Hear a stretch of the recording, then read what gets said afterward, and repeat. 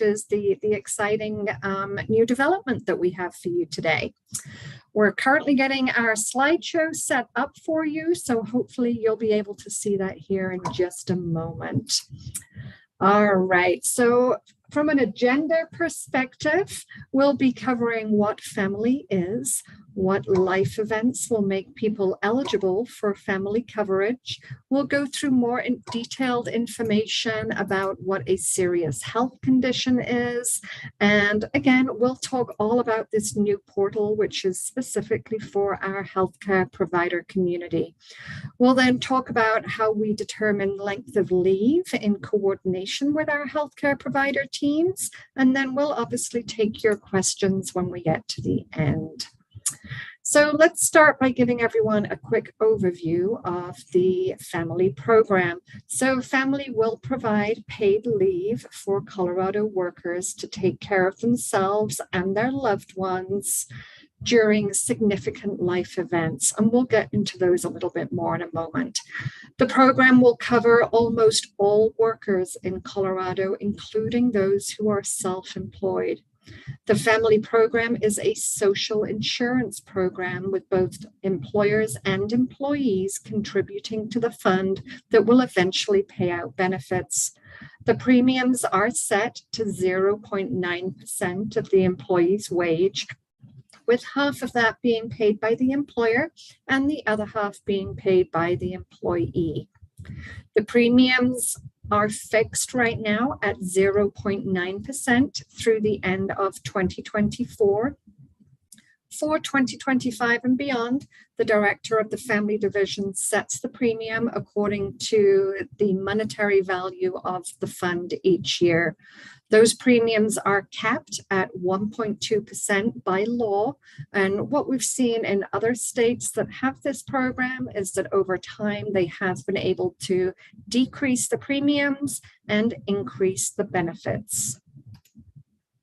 So here's a high-level overview of how we are rolling out and implementing the FAMLI program. We began building our benefits system earlier this year, and we've just launched the healthcare provider portal in that benefits system. That's the piece that we're going to be focused on today. In October, we'll be reaching the deadline for employers to be able to apply to get approval for a private insurance plan if they wish to offer the same or greater benefits to the FAMLI plan independently. Approved employers will get a refund for any premiums that they have paid earlier in the year. In November, we will be launching the benefits system, which will allow Coloradans to apply for their anticipated leaves before finally we start issuing benefit payments in January of next year. So let's take a look ahead to when benefits become available to workers in January. FAMLI will provide up to 12 weeks of paid leave for Colorado workers to take care of themselves and their loved ones. Those who experience a pregnancy or childbirth complications may be eligible for an additional 4 weeks, taking their total to 16 weeks. Covered workers may be able to apply for paid family leave benefits during certain life events, including their own serious health condition, caring for a new child, including those added to their family through adoption and foster placement, making arrangements due to a military deployment, or to deal with the immediate needs and impacts arising from intimate partner violence or sexual assault. Again, the program will cover almost all workers in Colorado, including those who are self-employed. So let's dive deeper into that serious health condition that qualifies someone for family leave. On this next slide, you'll see the definition of serious health condition. The law defines this as an illness, injury, impairment, pregnancy, recovery from childbirth, or physical or mental condition that involves inpatient care in a hospital, hospice, or residential care facility, or continuing treatment by a healthcare provider. I do want to share with you the legal definition of healthcare provider under the FAMLI statute. It's defined as any person who is licensed, certified, or registered under federal or Colorado law to provide medical or emergency services. This includes, but is not limited to, physicians and doctors, nurses, emergency room personnel, and midwives.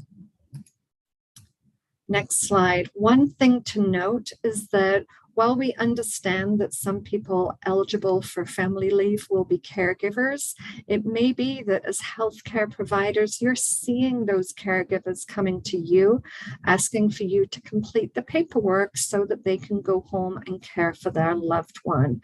So that's something that you certainly should anticipate as a healthcare professional. Next slide. So I want to start by introducing to you the tool that we've built for our healthcare providers. My Family Plus is the online application system that Coloradans will use to apply for benefits. It will also allow healthcare providers to support their patients by certifying a patient's claim for family benefits based on the patient's condition or your treatment plan. This portal is now live. We went live with it last week and we're very excited. Registering directly in the system will allow you as healthcare providers to provide an elevated patient experience by supporting them and their families when a serious health condition prevents them from working, and it will also get rid of excess paperwork. This is where providers can register. You can verify your license to practice. You can add staff member access to your account so that they can support you in managing your patients' claims. Once we open up the system for all Coloradans later this year, providers will then be able to medically certify claims through our portal. At this point, I'm going to hand you over to Josh, who runs our claim adjudications team. Thank you, Tracy. Hello, everybody. As Tracy mentioned, we're very excited. Our healthcare provider portal of our benefit system did go live last week. So we're ready to get you all involved, get you in, get your account set up and verified. So as a healthcare provider in Colorado, you're going to use this portal to avoid paperwork and make life easier for patients who are experiencing a significant life event. We know that no one in the medical field joined that industry just to do paperwork. So here's a glimpse at how we will get started using the portal. First, you need to go to our website, which is family.colorado.gov, and navigate to the Healthcare Provider tab. You'll want to click on the button to log into My Family Plus. You'll even get, if you're new to login.gov, you'll have to set up an account. But if you've used this before, you would use those same credentials. Let's see, we'll drop that link into the chat so you all can see it and go from there. Once you're in the My Family Plus portal, you'll be asked if you have a staff key. A staff key is only necessary if you're creating an account as a staff member for a licensed healthcare provider who's already created their own account. So in other words, these are delegates or other folks, maybe at your medical facility or practice, that are helping you complete all this wonderful paperwork that you're doing for other leave types. This will allow your staff members to manage an account on your behalf, get access to all the same tasks and everything else that you'd be able to do. But first, you have to create your account first, and then you are the ones that would add them and give them that staff key. You will select the no option to continue creating your account at the first time you're in there. And then you'll enter your name, and just like that, your account is created. The next step is getting your account verified. Your patients will not be able to find you in our system when they apply for a leave until you've completed this process. So once you've created the account, when you log in, our system has this nice little pop-up and it'll tell you, hey, complete your HCP verification. But if for some reason, if you've missed that, you can also find this task on your dashboard. This is going to be an important step in protecting your professional credentials when requests start pouring in once we go live later this year. You will require to upload your government-issued photo ID and a copy or picture of your credentials. We will then use this information to verify your account by cross-referencing with other state and federal databases. Next, we want to touch on how you're going to recommend leave in our system. So once the claims start going live later this year, claimant comes in, whether they bring a paper form or hopefully in the portal, once you've been verified, you're going to have to provide us with an ICD-10 code that you're all familiar with. If you're listening to this webinar and you're not familiar with healthcare provider ICD-10, there we go, I can say big words. They're used for classifying diseases, illnesses, and injuries, and insurance companies use this for billing purposes. So we'll require at least one of those for every medical claim, whether it's for care of a family member or for that person's own serious health condition. Once you put that ICD-10 code in the system, on the back end, we're going to use that to verify other information and types and lengths of leave. So next slide. I think I'll give that back to Tracy. So that's the fun stuff there. Back to you, ma'am. Thank you so much, Josh.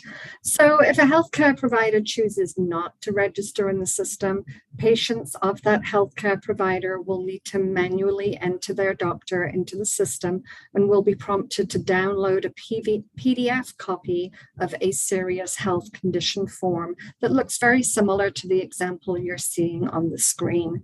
This is the form the patient will then need to bring into their provider's office to have them complete. The claimant will then need to enter that information, including the ICD code, into our system themselves and upload the signed form as part of their application process. So just to be clear, a serious health condition form is only required if a patient is filing a family leave claim due to their own serious health condition or to care for a family member with a serious health condition. For bonding leave claims, that's for those parents or guardians within the first year of a child's birth or placement, they will just need to show proof that the child they're bonding with is less than a year old or has been in their care for less than 12 months. That proof could be a birth certificate, hospital discharge paperwork, proof of adoption, or placement as appropriate. We're not going to go through every single step of the process on this webinar, but we have created a step-by-step user guide for you to have access to for future reference, and the link for that will once again be put into the chat. We also have produced 4 how-to videos that you're welcome to refer to if you run into any difficulties. Since the portal hasn't yet started accepting applications, providers obviously won't be able to verify claims yet, so we will be adding more how-to videos to show you how to do that once the portal opens up for applications at the end of the year. Again, all of this is available for you on family.colorado.gov. Just click on the Healthcare Provider tab at the top. We always want to hear from you. You're certainly able to engage with us in a variety of ways. We post all of our updates, and you can find us on Facebook, Twitter, or I think it's called Plus now, right? Instagram and LinkedIn. You can also check out our Facebook page for frequent live chats where we have an expert available to answer your questions. And we would also encourage you to subscribe to our monthly newsletter on family.colorado.gov. We would like for you to take our quick family survey that we're going to launch here for you to let us know how much you know about the program and what times of communication work best for you. We will put that into the chat. So again, we appreciate you listening. We know we gave you some technical details, but we did want to allow plenty of time today for your questions. I'm seeing we have some questions already come through in our Q&A. So I'm going to hand us over to Jessica, who serves as our communications manager for FAMLI, and she will go through and moderate those and send you to the right person to answer for you. Thanks, Tracy. Let's start with some questions specifically for healthcare providers. We have a question from Suzanne. She's asking for clarification. A provider could review and approve the details for a medical leave via this provider portal or via a printed document, correct? Tracy, you want to take that? That is correct. So I I myself was a healthcare provider for many, many years before I came over to the state. Sometimes there can be difficulties faced with the physical paper documentation, in that maybe handwriting may be difficult to read. Healthcare folks are notorious for that, right? It's part of medical school training. But also you can run into difficulties where maybe a box isn't checked and nobody realized or told you how significant checking that box would be. In the healthcare provider portal, we're going to make sure that there are no boxes that get left unchecked. And it's going to provide a much more seamless process for your patients. And it's going to ultimately make sure that they're getting that wage replacement faster than they would be able to if they're needing to wait for pieces of paper to be transferred back and forth. So a very, very long answer. Yes, both options are available. Strongly recommend you go with the portal. And to follow up on that, Tracy, are healthcare providers required to register with the portal in My Family Plus?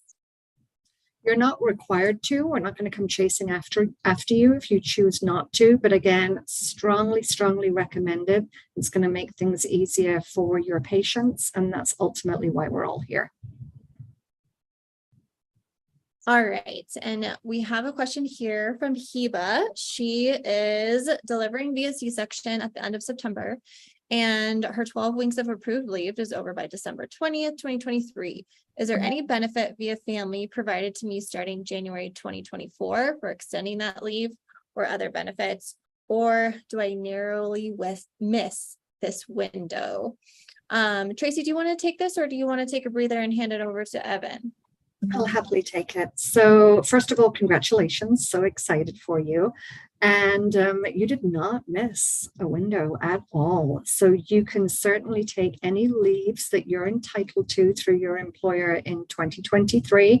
That may be FMLA, that may be short-term disability, whatever your particular situation is for your employer. And then on January 1st, you'd still be eligible to take those 12 weeks of leave to bond with your newborn through the FAMLI program. So you're one of our planners and our preppers and our people that are probably going to be opening a claim with us in November, so that you can let us know that on January 1st, you're going to continue that time away from work with your newborn. Thanks, Tracy. I have a question here from Jeannie. If we have multiple providers, can one account be made with multiple providers listed? Josh, do you want to take this? I will gladly take that one. Thank you. So as of right now, no, because we're needing each individual provider to go in and they get verified individually. So we're not verifying businesses or entities. So each provider needs to go in, upload their credentials, get it verified, and then you could assign multiple delegates to different people in your staff. So if you have front office workers that are maybe helping 8 doctors, that one person can be added to 8 separate accounts to do that work. But as far as right now, we're not having entities create an account with multiple providers. Just for transparency and credentialing, it makes it easier this way. So hopefully I've answered that question. And part of the reason for us doing that is because we know that providers may have credentials in different hospitals, different surgery centers, different organizations. They may be in multiple clinics and facilities, and we want to make sure that the ability to adjudicate on leaves is attached to them as a healthcare provider, as opposed to attached to a practice, since they may have multiple locations for practicing. Thank you both. I have a question here for Josh.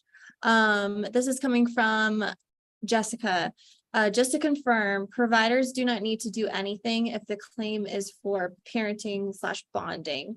Josh, if you could describe the 2 different scenarios that we had just talked about yesterday in terms of bonding and pregnancy being your serious health condition. Absolutely. So great question. So there's kind of differentiation. So you could take a leave for a medical condition, which would be the pregnancy, and that would be your typical recovery, kind of like FMLA, maybe a 6 or 8 weeks. So if you do something like that, being treated, that would be something you need to have the serious health condition form filled out and done. Now, if you don't go that route or want to wait or using other company benefits and wait till after you've recovered or 6 months later, then you would open what we call as a bonding leave. Those leaves do not require any sort of medical documentation. You could use release paperwork from the hospital showing proof that you just had a child, because we know it takes sometimes weeks to get birth certificates, but most common is going to be upload that birth certificate. And that would be for either birthing, either parent or for adoption, things like that. So we would just need proof that they're under your care, and then we would approve it as long as you're requesting that time within 1 year of placement or birth. Thanks, Josh. We have a question here from Anne. If the provider signs up online, how are they notified that there is a form waiting for them to approve?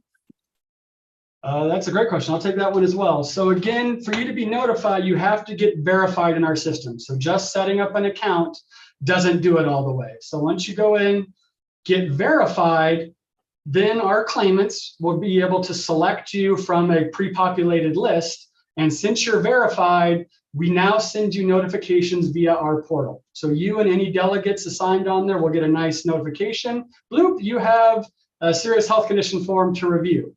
Now, when you get that, you first have a step. You can look at this and say, hey, this is not my patient. And you can kind of reject it or kick it back. That will send it back in our system, notify the claimant, hey, you selected the wrong doctor, or they can do a paper form. But if they're yours and you say, oh, yep, they're me, then you get that nice digital version of the serious health condition form, answer all the questions, click submit, and then it goes off of your task list and you will not see it again. You can always go back and review any of your previous claims that you have approved, but they're all going to be that very nice, simple form with all the information required to complete and then submit. Thanks, Josh. I have a couple questions that are related that I'm going to hand over to Tracy. Some folks are asking if multiple physicians can be verified by the same practice. If you have one practice manager who can manage or register all of their physicians at one time, or does each provider have to register individually? So Tracy, if you could talk what the status is now and what our future state may look like. Yeah, absolutely. So the status now is providers would need to register individually, and then, as Josh mentioned, delegate out to their support teams. Future state, our goal is to be able to get incorporated with the electronic medical record systems that you may use in your facility, whether that's Epic or Meditech or something similar. That's the ultimate goal for us, is to make this even easier for you. But this is step one, right? So until we get this piece off the ground successfully and up and running and get Coloradans aware that this can be done in a digital format, we're not going to be able to get that buy-in from the large organizations and the hospitals. That's also somewhere where I really would recommend, if you have strong feelings about this and if it would make your lives a whole heck of a lot easier if an organization like Epic was able to integrate with us, we would love your support with that. And you're welcome to reach out to us to definitely let us know that you would help support us in that venture. Thanks, Tracy. And this question here from Sherry is on the other side of that. Is there a simple way to put in more than one practice name if we work at several different clinics or practices? So if one provider is working at several practices, do they need to enter in all those different practices, or do they need to just enter their one individual provider account with that license? It's going to be a Josh or an Arjun question. I don't know that I know the answer to that one. I was trying to answer a question on the chat, so try it again. Let me see if I can answer for you. If a single healthcare provider works at multiple different practices, does that provider need to create multiple accounts for each different practice, or since they are a licensed provider as one person, can they just create one account? So this is a good question. So they would have one account, but you would have to submit multiple license verifications. So you could log in with your same login.gov, whatever email you use. But if you're practicing at 3 hospitals, for example, you would need to upload the credentials, not necessarily hospital. So like your license for special medicine over here. If you're signing off leaves for special medicine, you would need to upload that credential, be verified. If you're approving claims at a small practice under your general license or something, then that licensure would need to be on file and verified as well. Because if you're in the system as a surgeon and they go to click on you, it's not going to make sense if I'm seeing you at a family practice. So I know there's a little nuance, but multiple licenses, one account, but need to be verified separately. Thanks, Josh. And we have a question here. That's another great question we haven't seen yet. Will nurses be able to complete forms on the portal, even if the provider seeing the patient isn't registered in the portal? So the way that our definition of healthcare provider is written is that yes, nurses will be able to support those requests for leave for patients. I think this is certainly something that our case managers are going to see. I think this is something that will be utilized fairly frequently. We would also ask those nurses to register. I think we're going to see this fairly often for care of family members, right? We're not going to turn around to a family member and say, you need to go off and see your own primary care physician to get sign off on the need to take care of your mother who had a stroke. We're going to be able to say to the folks that are caring for mom that they can have one of their nurses or whomever is at the bedside complete the paperwork for the loved one to be able to take time away from work to care for that family member. Thanks, Tracy. Here's another question that's sort of related. Do providers at urgent care facilities need to register in the portal? I would say it really depends on the kind of patients that you see coming through your facility. If your urgent care is going to be directing those with serious health conditions back towards their primary care physicians, if they have them, or to a hospital, if it's something that requires inpatient care, then you may not see a great deal of this. But if you currently see patients that are bringing you documentation to support their time away from work, either through FMLA or short-term disability, and you're currently seeing that kind of documentation, then you would want to register in our system. Thanks, Tracy. Here's one from Jason. If a provider doesn't want to register, is the completion of the form a billable service? You know, your internal billing processes are all on you. That's not something that FAMLI has any sway over, I think I would say. And Evan and our policy team, feel free to let me know if there's anything at all that would prevent any kind of billing the way that a provider typically would. No, you're totally right, Tracy. That's just not something that we would govern. There you go. So you're free to practice the way that you practice for this kind of thing. Thanks, Jason. And just as a reminder, if you don't want to register in the portal, your patient will still have access to that health condition form, and your patient will bring that form to you to fill out, and they will be in charge of uploading it into the system to attach to their claim. A question here from Anne.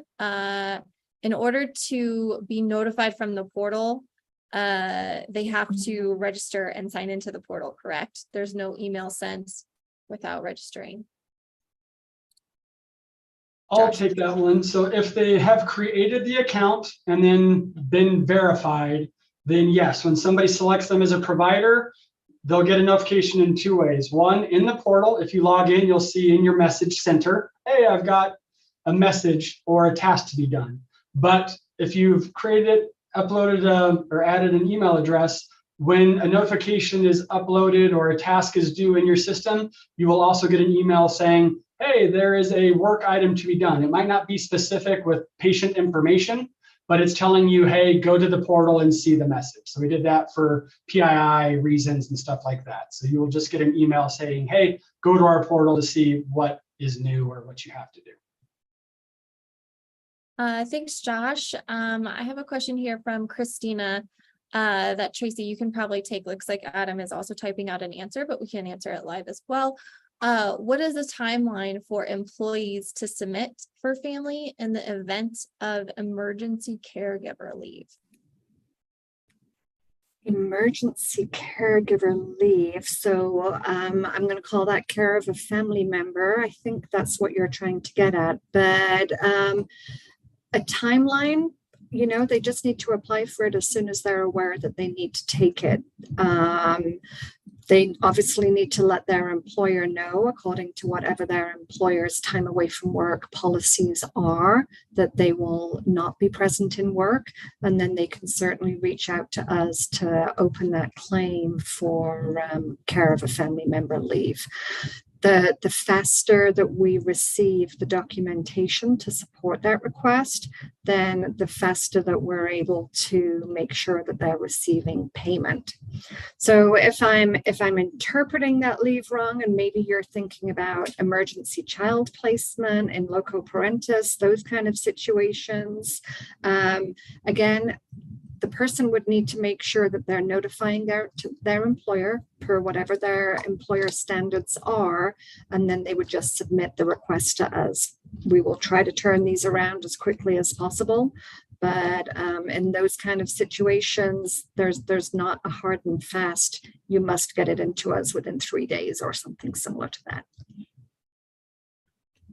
And for a high level timeline, individuals and families will be able to start applying for leave at the end of this year for anticipated leave starting in January. And then in January, everyone can apply at any point in time. Let's do another question here from Janessa. Care of a family member leave. What if the family member lives out of state? Tracy, do you want to take that? Or we can hand it off to David. Yeah, let's give it to a policy guy or gal. Let's give it to one of our policy friends. David, can someone take family leave to care for a family member if the family member lives out of state? Yes, they can. There's no requirement for the individual receiving that leave to remain within the confines of Colorado. Now, why anybody would choose to leave this beautiful state, I can't pretend to understand, but in those circumstances, if somebody did need to travel out of state, they could. The complication there is, as we've noted, you have to meet certain requirements for a medical provider to certify that leave. But as long as they have that federal registration, we should be okay with having the family member's healthcare provider certify the need for the leave. But once you have that appropriate certification, then you can go to, you can feel free to leave the state to provide that care. Thanks, David. I have a question here for Evan. This question is coming in from the folks watching live on YouTube. The question is, if a family member is also a licensed provider, can they verify claims of another family member? Sure. If I understand that correctly, then right now there is no prohibition on a healthcare provider certifying their family member patients for medical leave. Thanks, Evan. A question here from Anne. How and when will the state notify employers when an employee is using an intermittent day off for an approved intermittent leave? David, do you want to take that one? All right. Much like Josh earlier, I was working on reading the questions. Can you repeat that one for me? Sure. This question is from Anne. How and when will the state notify employers when an employee is using an intermittent day off for an approved intermittent leave? Well, we're going to approve and award the intermittent leave, but that coordination between the employee and the employer is going to happen between those two parties. So the employee does need to report to us when they're taking that leave so we can track it appropriately to make sure that their total leave is being decremented to match the leave that they're taking. But they're going to have to communicate with the employer that they are taking that leave and that it is approved family leave. We do have a rule that expresses an intent that the individuals do try to work with their employer to coordinate that leave in such a way so as to not be disruptive. And we are going to provide a weekly report to the employer, but that's going to come after we know that that leave was used. So, you know, an employee disappears for an afternoon, the employer might find out in the weekly report at the end of the week that that was approved family leave. I would never tell an employee to do that. Make sure they're coordinating in advance of when that leave is so their employer knows what's going on. Thanks, David. Josh, I have a couple questions here for you from Carol. If a physician clears someone to return to work after 6 weeks, can the employee continue to claim the family benefit for the entire 12 weeks, or does it end when the physician clears that person? It would be whatever time medically that the doctor has put on there for the recovering purpose. So we do not monitor return to work. We only approve leave for time to recover or heal. So if that person's not fit to return after a doctor gave them 6 weeks off, that's between them and their employer to coordinate that. So if you as a medical provider say, hey, they need more time for a leave, as long as they have benefit available, they could take time off for that. I hope I've answered that. I will add in one thing to that, Josh, if you don't mind. Let's say that the example that we're thinking about here was a pregnancy and the provider supported 6 weeks for a vaginal delivery or 8 weeks for a C-section. Then if that patient, that individual wished to take an additional 6 or 4 weeks for bonding with that infant, they would certainly be able to do that without provider support, right? So for bonding, they wouldn't need that if they did wish to take the full 12 weeks.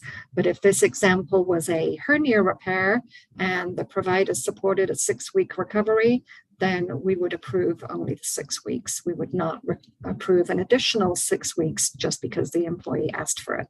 Hopefully that helps clarify too.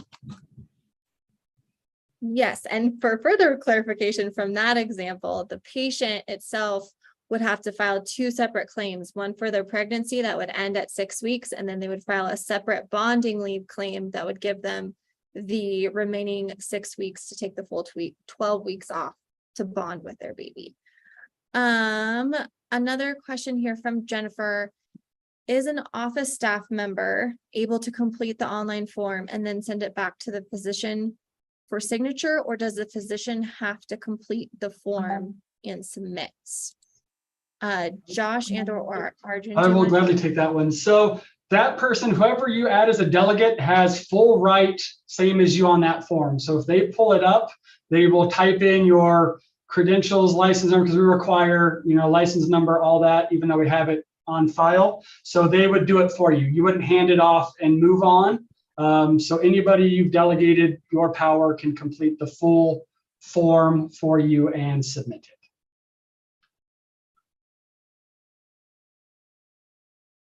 Thanks, Josh. We have a question here from Anne to follow up on the intermittent leave topic. FMLA intermittent abuse is rampant. Is the state monitoring the use of intermittent leave matches what the physician has stated? Josh, can you take that? Absolutely. So yes, very good question. So whatever you put on the leave as far as parameters for that leave. So if you say, for example, 1 occurrence for 2 hours every 2 weeks, we put that in our system, approve it, and then when that patient comes in to submit time off, if it is within that parameter, they get a nice, hey, your leave is approved, and they get paid. If they are reporting 2 or 3 of those incidences and are out of the parameters, it will kindly say you are denied due to being outside of parameters. So if that's the case, they would have to come back to you, pretty much get another claim, like if say their migraines have peaked up and they need to do a new form, they would kind of have to start a new claim. But we are monitoring that specifically, and we'll go off of those parameters. Now, if they're using intermittent leave for a non-medical claim, that's a different story. You could use it for family bonding or anything like that, and there's no parameters tied to that. Thanks, Josh. I have another question for you from Nicole. If a provider does not sign off, is the claim invalid? Correct. We would not be able to fully file that claim. So the onus is on the claimant. So if you're in the system and fill out the form, our system will give you a time frame to complete that. If not, it notifies the claimant, hey, look, your provider hasn't done this. They'll have the option to maybe do a paper form or something. But if they're not uploading information to us, it will close, if you will, automatically, depending on where they are. So if they've never uploaded this serious health condition form, we will close their claim after 30 days of filing due to not having information, and they could reach out to us later. If they did provide a form to us and maybe it was incomplete and we're going back and forth, then we will have communication with the claimant and then again give them time to get us updated information. But again, if they do not ever give us that form, it will eventually close and we will not approve it until we have medical proof certifying the claim.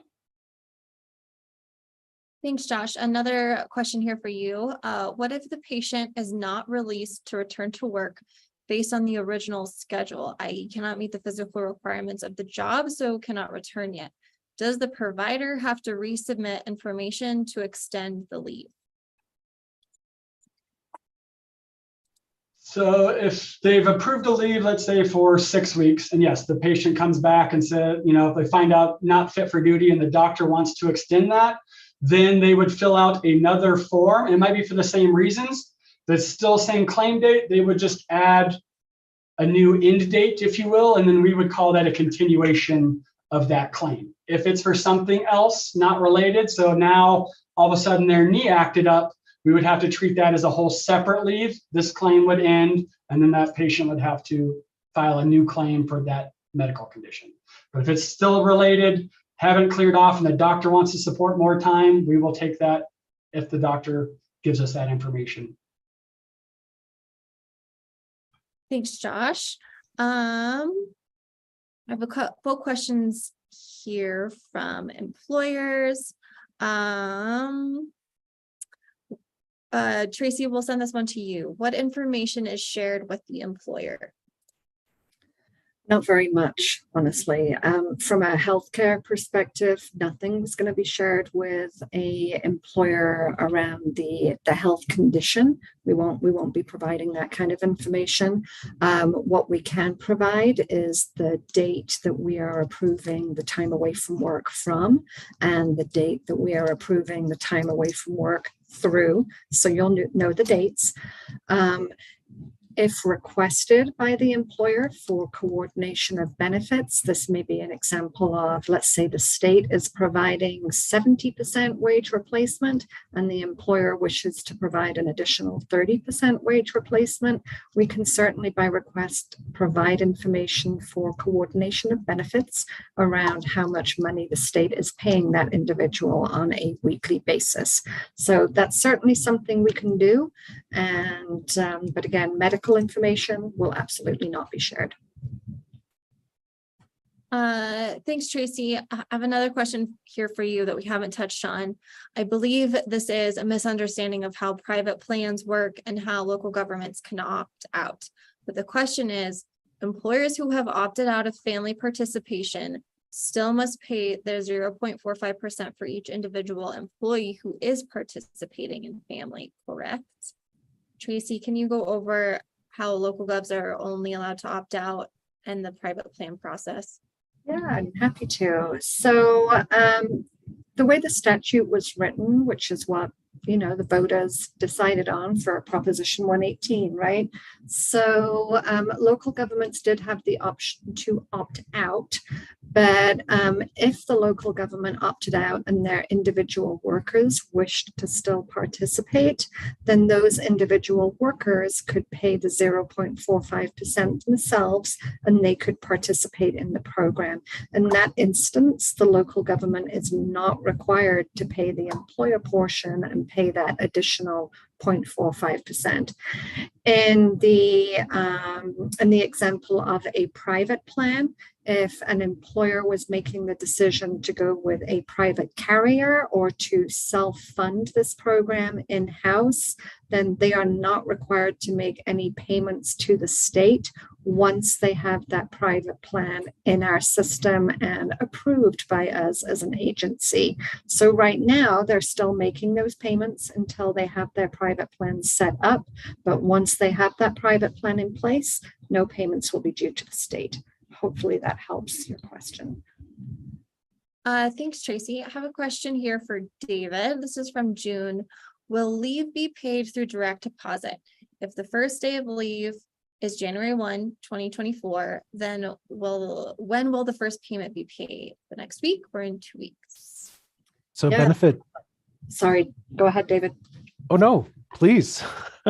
All right. So if benefits can be paid through direct deposit, they can also be paid through a payment card.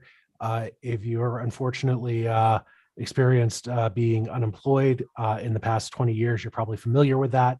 You receive the benefit card from UI. That's the same system we're going to be using. So there's multiple modes of payment there.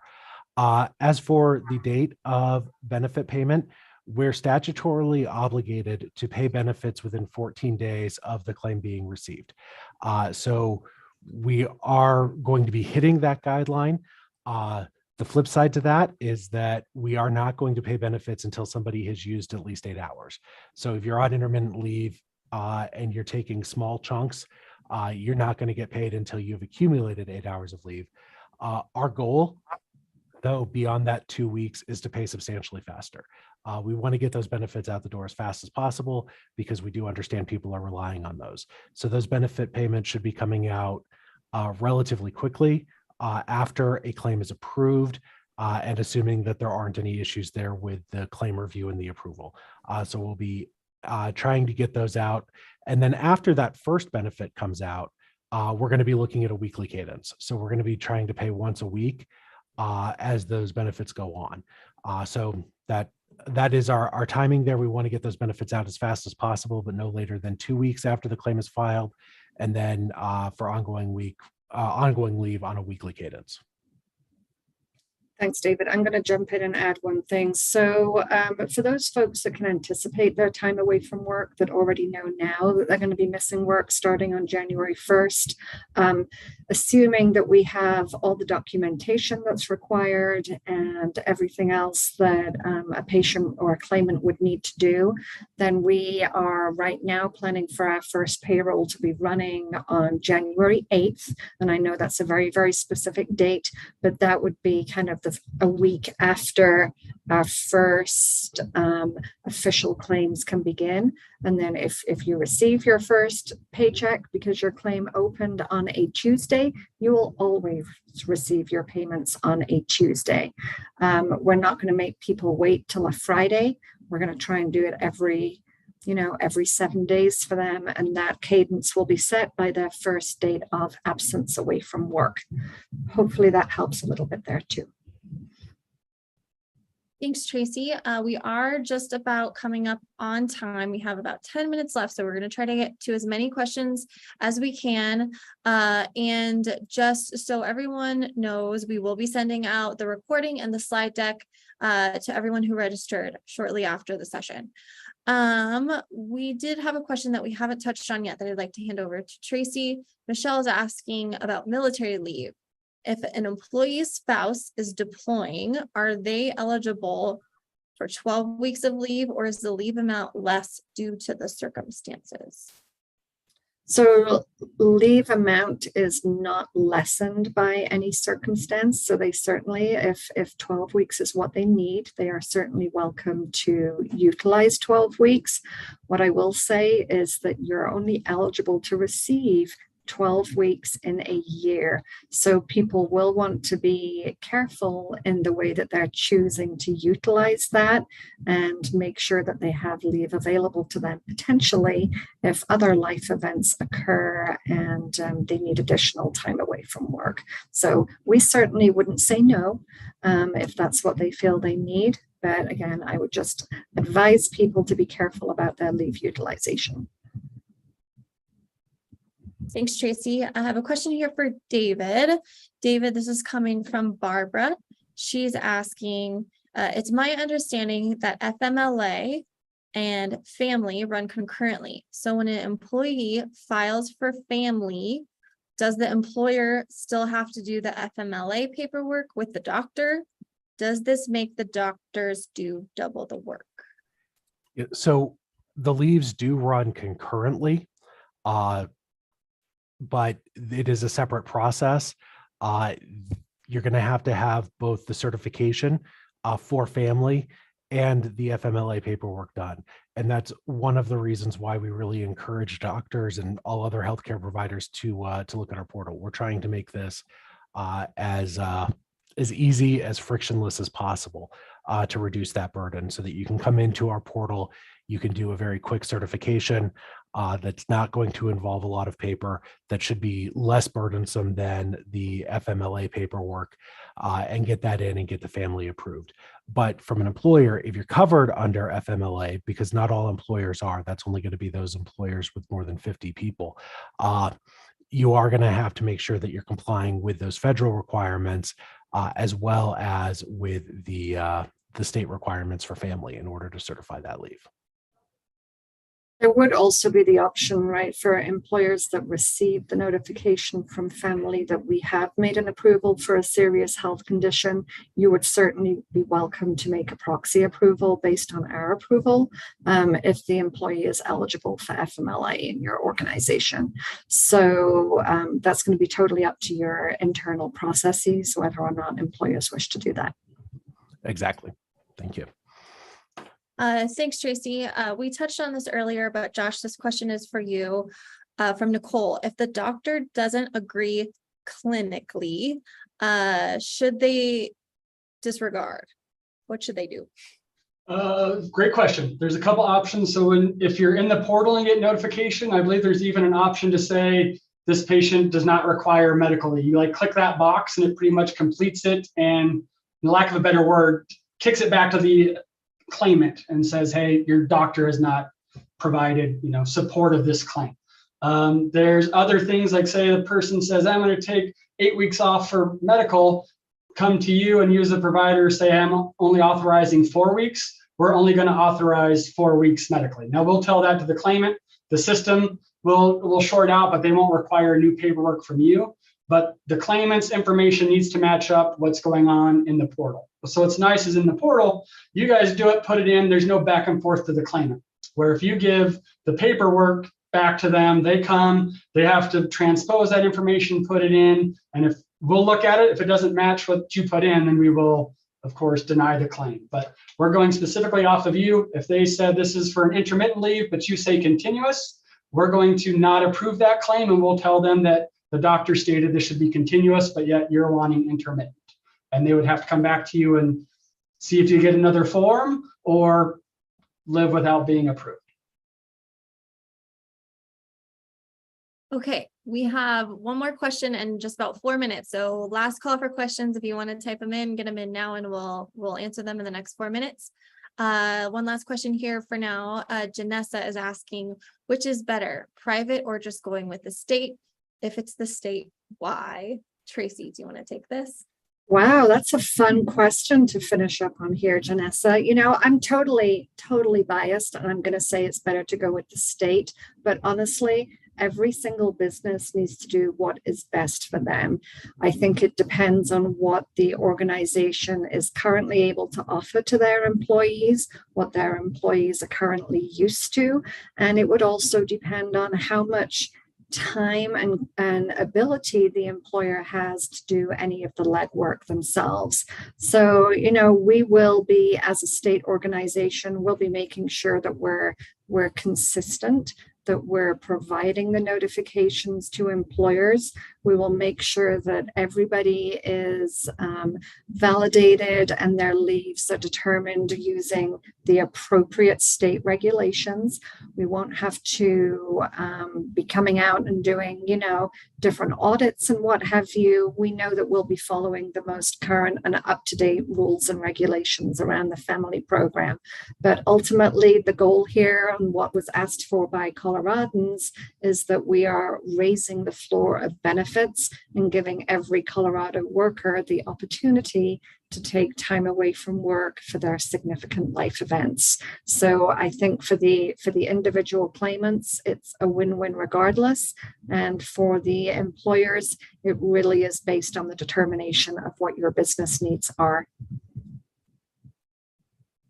Thank you, Tracy. And we just wrapped up our final question.